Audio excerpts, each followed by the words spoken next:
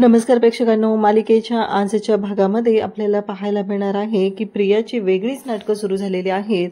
अश्विन आणि प्रिया दोघंही गाडीतून निघालेले आहेत आणि मग प्रिया मळमळते असं नाटक करते। तेव्हा अश्विन जाऊन गाडीतून पाण्याची बॉटल घेऊन येत असतो। तेवढ्यात मागून एक दुसरी गाडी येते आणि अश्विनला ती उडवते। अक्षरशः अश्विन तिथे कोसळलेला असतो आणि मग प्रिया अश्विनला घरी घेऊन येते। आता हे त्याचबरोबर प्रियाच्या पाठोपाठ महिपत ही आलेला असतो आणि प्रिया ओरडायला सुरुवात करते। मग कल्पना त्याचबरोबर सगळेजण तिथे धावत येतात। प्रिया सांगत असते की अश्विनचा अपघात झालेला आहे आणि अश्विनला गाडीने उडवलेला आहे या माणसाने, असं म्हणत महिपतला ती घेऊन आलेली असते। अर्जुन सायली आता बाहेर आलेले असतात। अर्जुनला मात्र खूप राग येतो। कल्पना चिडलेली असते आणि कल्पना म्हणत असते, मागच्या वेळेसही तू तेच केलेलं आहे। माझ्या नवऱ्याला तू जेलमध्ये पाठवलेला आहे आणि आता माझ्या मुलाच्या जीवावर उठलेला आहेस। तेव्हा अर्जुन इकडे म्हणत असतो की आता सोडणार नाही तुला, कारण काहीही झालं तरीही तू माझ्या भावाच्या जीवावर उठलेला आहे। आणि त्याचबरोबर कल्पना त्याला म्हणत असते की तुला अर्जुनपर्यंत पोहोचता आलं नाही म्हणून तू ही सगळी नाटकं चालू केलेली आहेत। या भाषेमध्ये कल्पना बोलत असते। तेव्हा अर्जुन मात्र चिडलेला असतो आणि अर्जुन धावत पुढे जातो आणि अर्जुन म्हणू लागतो की आता सोडणार नाही आणि अर्जुनने महिपतची कॉलर पकडलेली आहे। अर्जुन मात्र भयानक असा चिडलेला आहे आणि त्याचबरोबर अर्जुनने महिपतला दम दिलेला आहे। तो महिपतला सांगत आहे की काही झालं तरीही ही सगळी काही नाटकं तुझी चाललेली आहेत ना, ही बंद करायची आहेत, कारण तुझ्यामुळं माझ्या फॅमिलीला थोडासा जरी त्रास झाला तरी मी सोडणार नाही, एवढं लक्षात ठेवायचं आहे। या भाषेत अर्जुन बोलत आहे आणि माझ्या घरातल्या कुठल्याही माणसाला त्रास झाला तर गाठ माझ्याशी आहे, हेही अर्जुनने ठणकावून सांगितलेलं आहे। तर प्रेक्षकांनो, आजच्या भागाला आपण सुरुवात करूया। प्रियाचं नक्की कशी वाट लागलेली आहे लिगल नोटीस दिल्यावर। अर्जुन सायलीचा गोड रोमांस आपल्याला पाहायला मिळणार आहे, त्यासाठी हा व्हिडिओ शेवटपर्यंत पहा। त्याचबरोबर चॅनलवर नवीन असाल तर चॅनलला सबस्क्राईब करा, व्हिडिओला लाईक करा। इकडे अर्जुन आता हेड मसाज सायलीला देत असतो। अर्जुन म्हणत असतो, दिवसभर किती काम करता तुम्ही, आणि त्यात भरीसभर म्हणून मधुबनवर तो हार चोरीचा आरोप लावला गेला, हे सगळं किती टेन्शन होतं, असं अर्जुन सायलीला सांगत असतो। आणि तेव्हा मात्र सायली म्हणत असते, ते जाऊ द्या, आत्ता फक्त मला एवढंच माहिती आहे की माझ्या डोक्यांमधून, माझ्या केसांमधून तुमची जी बोटं फिरतायत ते, कारण तुम्ही जो मला हेड मसाज देताय त्यामुळं मी खुश आहे, असं इकडे सायली अर्जुनला सांगत असते आणि म्हणत असते की तुमच्यामुळं हा सुखाचा क्षण मला पाहायला मिळत आहे, असं सायली सांगत असते। आणि त्याचबरोबर हे सगळं जेव्हा घडत असतं आणि त्याचसोबतच अर्जुन सायलीशी बोलत असतो, सायलीला म्हणत असतो की खरंच हे सगळं जे काही घडत आहे ना ते खूप छान आहे। सायली म्हणते की कसं आहे माहिती आहे का, आणखी मला एक गोष्ट कळत नाही आहे की आज तुम्ही माझ्यावरती जे करताय, प्रेम करताय, हे सगळेच नवरे करत असतील का? असा हेड मसाज प्रत्येक बायकांनाच मिळत असेल का? अर्जुन म्हणतो, ते मला माहीत नाही आहे, पण माझ्या बायकोला मात्र हेड मसाज द्यायचं काम मी करणार आहे, कारण तिला तो आनंद झाला पाहिजे। आणि त्यानंतर सायली म्हणते, चालेल ठीक आहे, बस झालं आता। सायली तिथून उठते आणि त्यानंतर अर्जुन सायलीच्या पाठीमागे गेलेला असतो। सायली मग आता केस बांधत असते। तेव्हा मात्र अर्जुन म्हणतो की नका ना, असेच सोडा, छान दिसतात। तेव्हा सायली अर्जुनला म्हणत असते, अहो तेल लावल्यानंतर असे केस कोण रिकामं सोडतं का? अर्जुन म्हणतो, असं असते का? बरं ठीक आहे, मग घाला वेणी। मग अर्जुन म्हणतो की मी घालून देतो वेणी। तेव्हा सायली म्हणते, वेणी? तेव्हा अर्जुन म्हणतो, हो, कसं आहे, अर्जुन सुभेदारला कोणतीही गोष्ट होणार नाही असं नाहीये, असं म्हणत अर्जुन आता सायलीची वेणी घालायला सुरुवात करत असतो। आजपर्यंत कधीही अर्जुनने ती गोष्ट केलेली नसते आणि अर्जुनला मात्र सायलीची वेणी घालायला जमत नसतं, त्याची मात्र खूपच तारांबळ उठत असते। आणि तेव्हा सायली म्हणते, हो केस लसतायत ना माझे। अर्जुन म्हणतो, सॉरी, ते कसं ना, मी फर्स्ट टाइम करतोय ना। अर्जुनला कळतच नसतं वेणी कशी घालायची असते, ही गोष्ट सायलीच्याही लक्षात आलेली असते आणि सायली मात्र अर्जुनकडे पाहत असते आणि त्याचबरोबर अर्जुनला म्हणत असते, काय झालं? तेव्हा अर्जुन म्हणतो, नाही काही नाही, घालतंय, जमतंय। आणि मग त्याने काय केलेलं असतं, निम्मे केस हातात घेतलेले असतात आणि त्याची फक्त गुंडाळी केलेली असते आणि तो ठेवत असतो। तेव्हा सायलीच्या लक्षात येतं। मग सायली आता दाखवू लागते आणि केसांचे 3 भाग करते आणि अर्जुनला दाखवायला सुरुवात करते, हे बघा, हे अशा पद्धतीनं आहे, हे अशा पद्धतीनं करायचं आहे, असं सायली सांगत असते। आणि त्यासोबतच इकडे पाहायला मिळतं की जेव्हा या सर्व गोष्टी घडत असतात तेव्हा मात्र इकडे अर्जुन आणि त्याचबरोबर सायली यांचा खूप छान असा रोमांस सुरू झालेला असतो आणि अर्जुन हा जो आहे तो भयानक असा चिडलेला असतो आणि अर्जुन इकडे सायलीच्या केसांची छान अशी वेणी घालून देत असतो आणि तिला म्हणत असतो की हे बघा, हे अशा पद्धतीनं होणार आहे असं म्हणत वेणी घालायला सुरुवात केलेली असते. त्यानंतर अर्जुन सायलीला छान अशी वेणी घालून देतो आणि तिला म्हणतो की हे बघा, हे अशा पद्धतीनं आहे असं म्हणत सायलीच्या केसांची वेणी घालून दिलेली आहे. सायली मात्र हसत असते. तिला खूप छान वाटत असतं, कारण अर्जुन सुभेदार हा स्वतःच्या हातांनी सायलीच्या केसांची आज वेणी घालून देत आहे.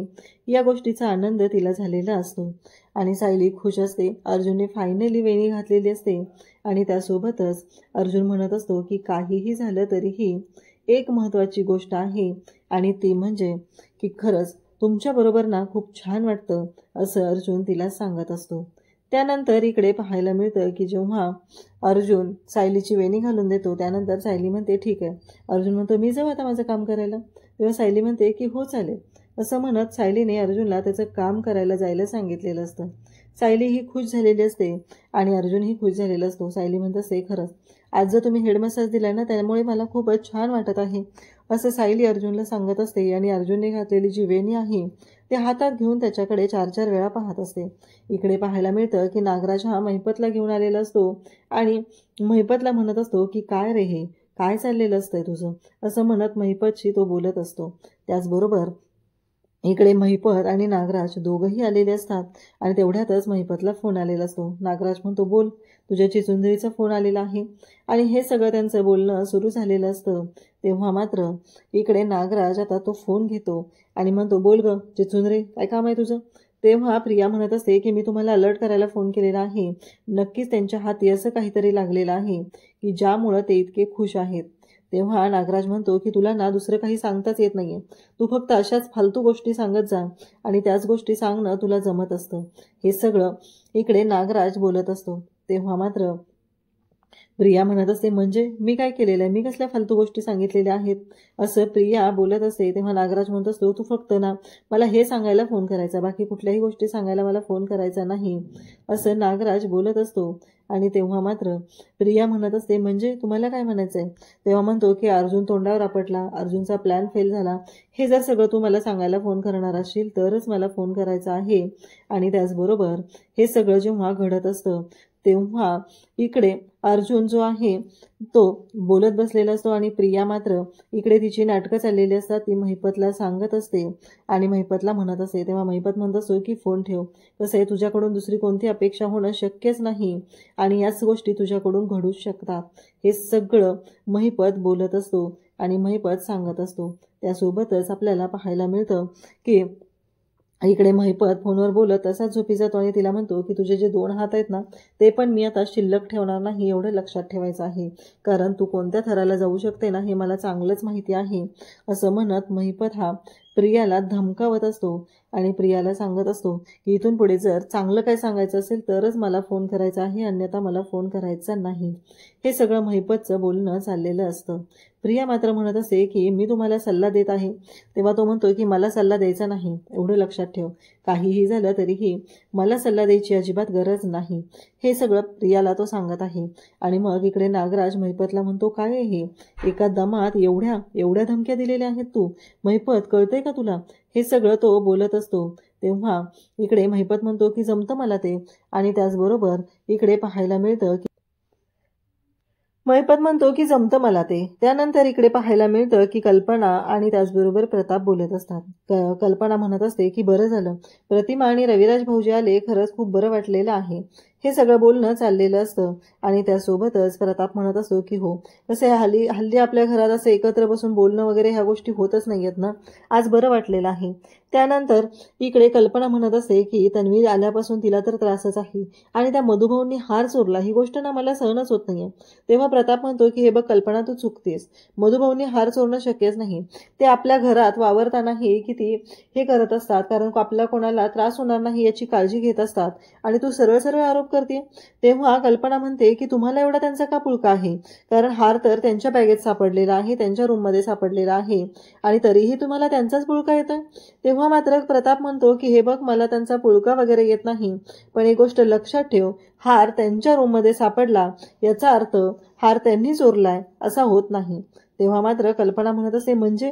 तेव्हा तो म्हणतो की त्यांनी कपाटातून हार घेताना तू पाहिलं होतं का? तेव्हा कल्पना म्हणते की नाही. मग एक गोष्ट लक्षात ठेव, कारण काहीही झालं तरीही हे सगळं जे काही घडत आहे ना, या सगळ्याला जबाबदार काहीतरी वेगळा आहे, तो गैरसमज आहे, हे कायमस्वरूपी लक्षात ठेव.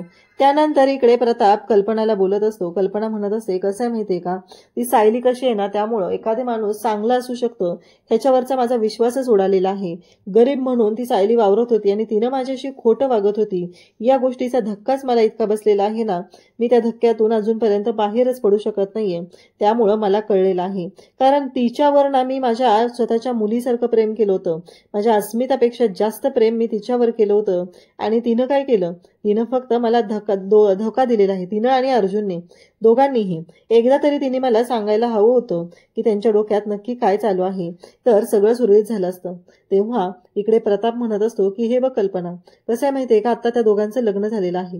काहीही झालं तरीही ती या घरातली मोठी सून आहे आणि तिला तो मान मिळाला पाहिजे, असं प्रताप बोलत असतो.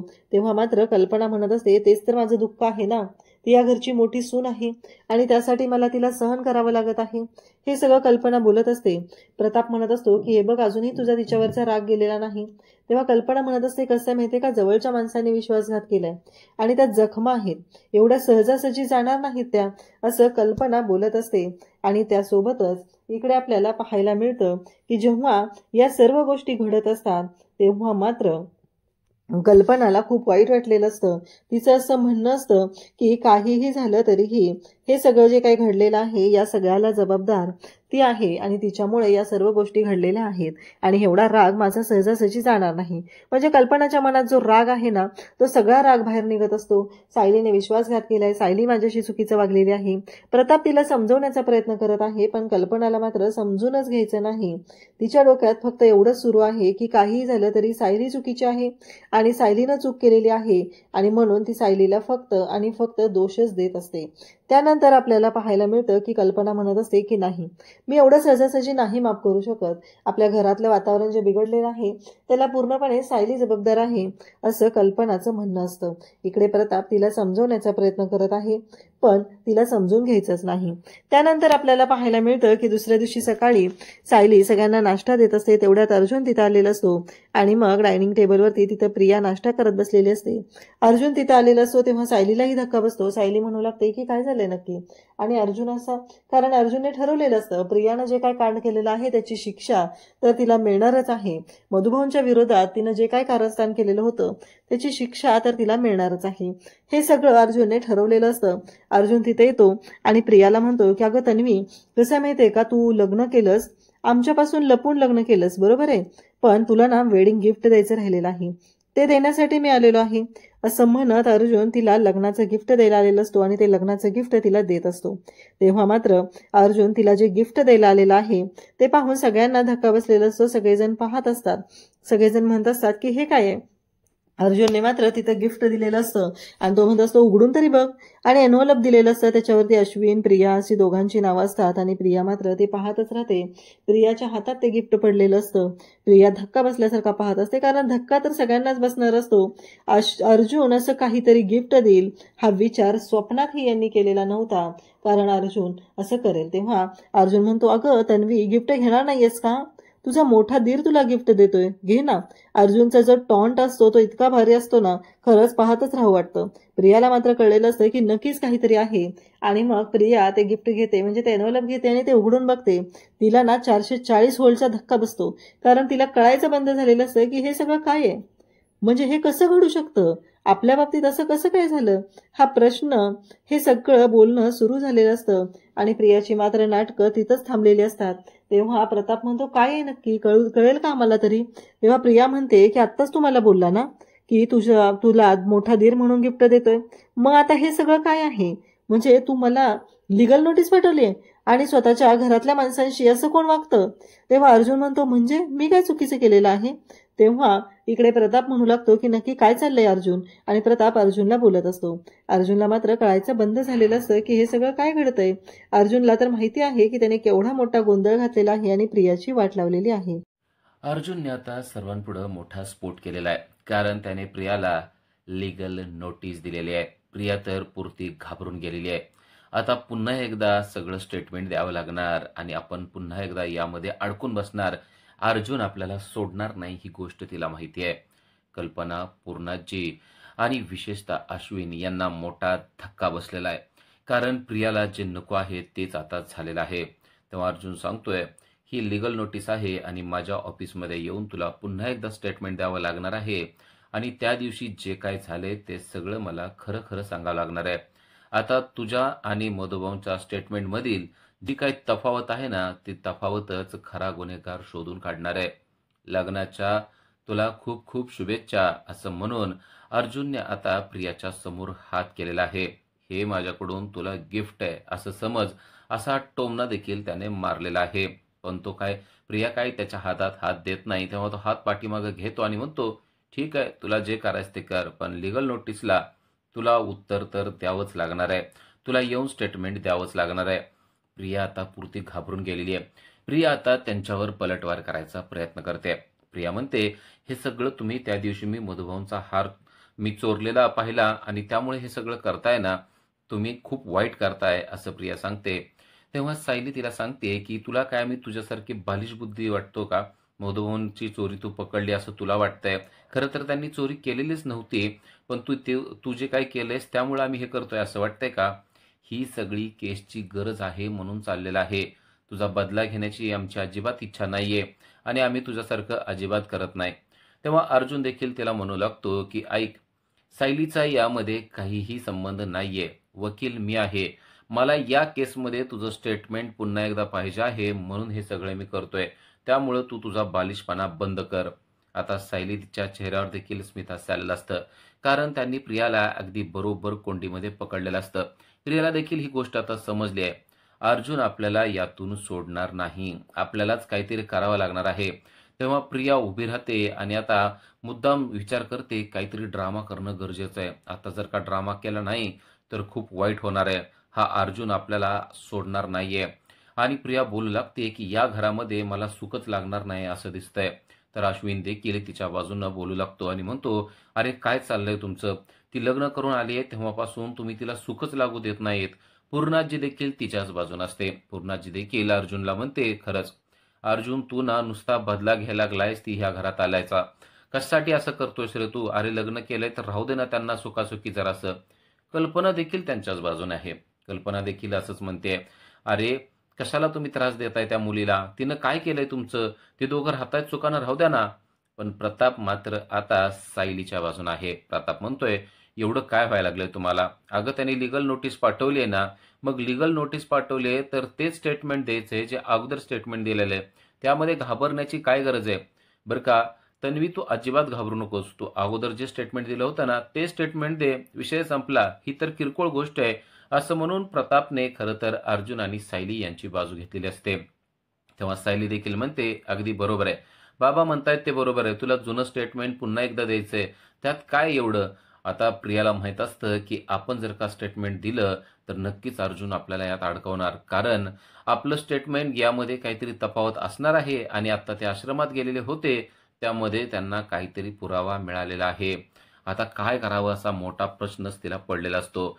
यातून सुटावं कसं हे मात्र तिला कळत नसतं आणि ती आता आरडाओरडा करायला सुरुवात करते. खरंच या घरात मी आले ना तेच माझं चुकलं. अश्विन तू माझ्याशी लग्न केलं ना तेच माझं चुकलं. मी तुमच्या घरात का आले? मी माझ्या डिप्रेशनमध्ये होते ना. अश्विन अरे मला कशाला वाचवलंस? मला मरू द्यायचं होतंस.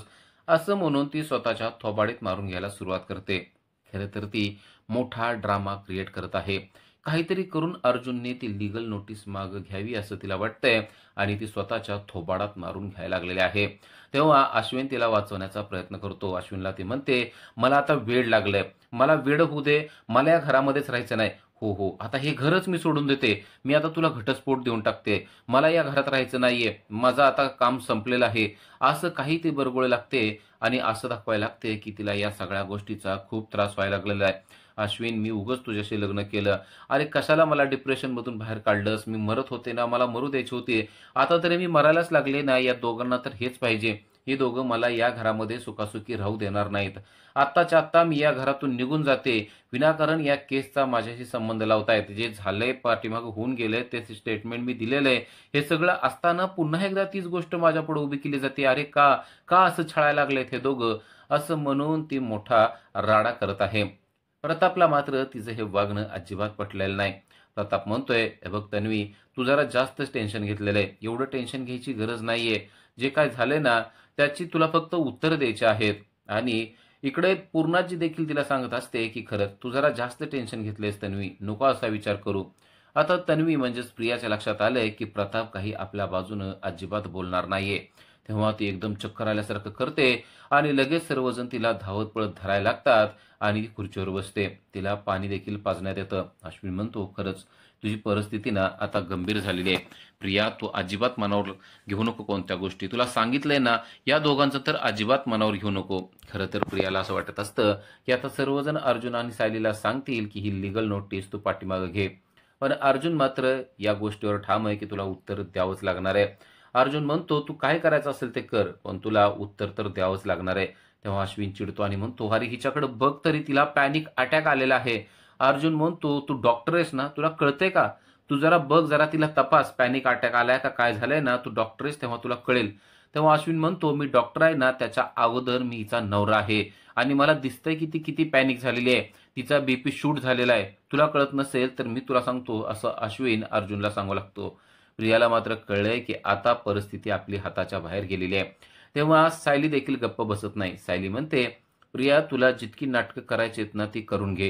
हे तुझं नेहमीच आहे. तुझ्यावर काय आलं की लगेच तुला चक्कर येते. पण आता तुला लीगल नोटीसला उत्तर द्यावंच लागणार आहे. कल्पना देखील अवाक झाली आहे, कारण सायलीला देखील प्रियाविषयी काहीच वाटलेलं नाहीये. प्रियाला एवढी चक्कर जरी आली तरी सायलीनं सांगितलंय की तुला आता त्याचं उत्तर द्यावंच लागणार आहे. तेव्हा अश्विन तिच्या हाताला धरतो आणि म्हणतो, तू असं कर बरं, चल आपल्या रूममध्ये तू जरा शांतपणे झोप आणि आराम कर. यांना आता आपण अजिबात उत्तर द्यायचं नाहीये. जे काय असेल ते आपण नंतर बघूया.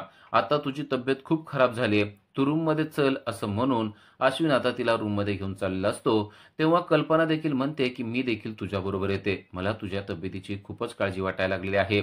आता प्रियाला घेऊन ते त्याच्या रूममध्ये गेलेले असतात. प्रियाला झोपवलेलं असतं आणि अश्विन म्हणत असतो, प्रिया, तू अजिबात टेन्शन घेऊ नको. हे बघ, ह्या गोष्टी होणार आहेत असं गृहीत धरायचं. त्याच्या लीगल नोटीसला उत्तर द्यावं लागलं ना, द्यायचं. मी आहे तुझ्याबरोबर, तू काहीच काळजी करू नको. तर कल्पना देखील तिला तसंच सांगत असते. कल्पना म्हणते, तू जरा जास्त टेन्शन घेतलंय असं दिसतंय. पण प्रताप मात्र अगदी मोजकं आणि व्यवस्थित बोलत असतो. प्रताप म्हणतो, ऐक कल्पना, चल आता आपण इथून बाहेर जाऊया. त्यांना जरा आराम करू देत. जरा आराम केला ना की त्यांना बरं वाटेल. प्रतापला माहीत असतं की ही प्रिया जरा अति करते आहे आणि ही नाटक करायला लागलेली आहे. तेव्हा कल्पना म्हणते की बरोबर, तुम्ही म्हणताय ते बरोबर आहे. आता या दोघांना थोडासा आराम करू द्यावा. प्रिया, तू जरा शांत झोप घे, असं म्हणून ते दोघेही निघून जातात. प्रियाला कळलंय आणि प्रिया म्हणते, बघितलंस बघितलंस बाबा कसं बोलतायत ते. बाबांना काहीच वाटलेलं नाहीये. मला अर्जुनने लीगल नोटीस दिली तरी ते म्हणतायत की तू त्याचं उत्तर दिलं पाहिजे. तेव्हा अश्विन म्हणतो, अगं बाबा आहेत ना, घरातली परिस्थिती शांत राहावी म्हणून असं बोलतात. खरं तर ते न्यूट्रल असतात. तू त्यांचं म्हणणं अजिबात मनावर घेऊ नको. आता प्रियाला खूपच टेन्शन आलंय. आता काय करावं ते तिला सुचत नाहीये. आता या अश्विनला इथून कटवायला पाहिजे असा ती विचार करते आणि त्याला म्हणते, तू जा बरं, तू हॉस्पिटलला जा, मी इथं थांबते आणि आता मला जरा बरं वाटू लागलेलं आहे. तेव्हा अश्विन देखील तिचं ऐकतो आणि म्हणतो की ठीक आहे, आता मी जातोय, पण स्वतःची काळजी घे. तो बाहेर गेला का नाही तोपर्यंतच तिने मोबाईल काढलेला आहे आणि तिने रविराजला फोन केलेला आहे. रविराजला फोन करून तिने सर्व काही सांगितलेलं असतं. इकडं अर्जुन, सायली आणि चैतन्य त्या केसबद्दलच बोलत असतात. तेवढ्यात रविराजचा फोन आलेला आहे अर्जुनला आणि रविराज अर्जुनला सांगतोय की मी प्रिया सुभेदारचा वकील बोलतोय. तेव्हाच अर्जुनला कळतं की नक्कीच प्रियानं फोन करून त्याला काय काय सांगितलेलं आहे आणि तो सांगतो की माझी प्रिया तुझ्या लीगल नोटीसला उत्तर देणार नाही कारण तिची तब्येत खराब आहे. फोन ठेवला जातो तेव्हा अर्जुन म्हणतो, हे सगळं असं होणार आहे मला माहित होतं. आता तिला कोर्टातच काय बोलायचं ते बोलतो. उद्याच्या भागामध्ये आपल्याला पाहायला मिळतं की प्रियाची नाटकं अजून चालूच आहेत. ती उलट्या आल्यासारखं करत आहे आणि अश्वंत तिला दवाखान्यामध्ये घेऊन जाण्याचा प्रयत्न करतोय आणि तेवढ्यात पलीकडून भरधाव वेगाने महिपतची गाडी येते आणि महिपतच्या गाडीमुळे अश्विनचा अपघात झालेला आपल्याला पाहायला मिळतोय.